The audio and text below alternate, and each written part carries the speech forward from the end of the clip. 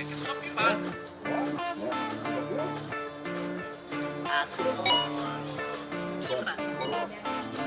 Meu Deus do céu, vai ver. Aí isso aqui é maneirão, hein?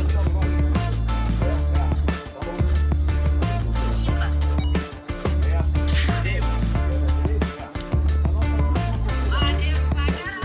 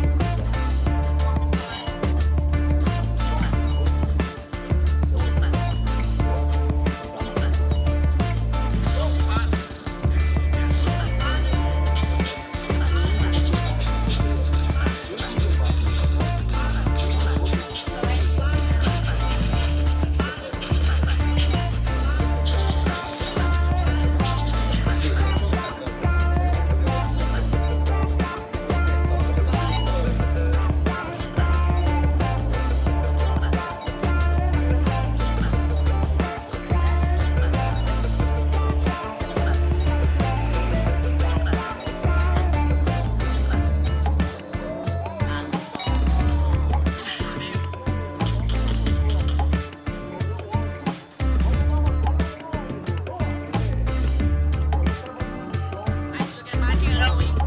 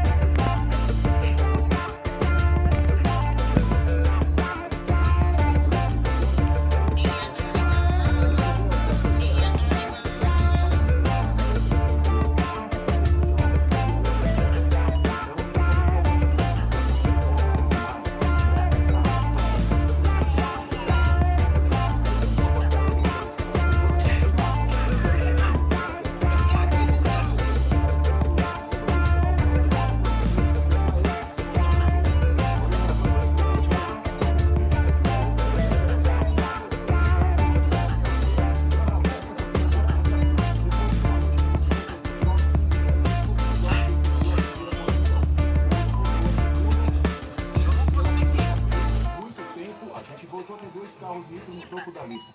Parece que o plano do Doc e do Monza de subir na lista juntos finalmente deu certo, por enquanto. O Shaw terminou em 3º lugar e o Gary Dave e o Ripper estão no top 5. A lista teve algumas mudanças, mas esperem até todo mundo ver o que eu tô fazendo. Eu vou mudar a lista da 405 para 100. Cara, seu motor tá... Ah, tudo bem, ainda tá bom.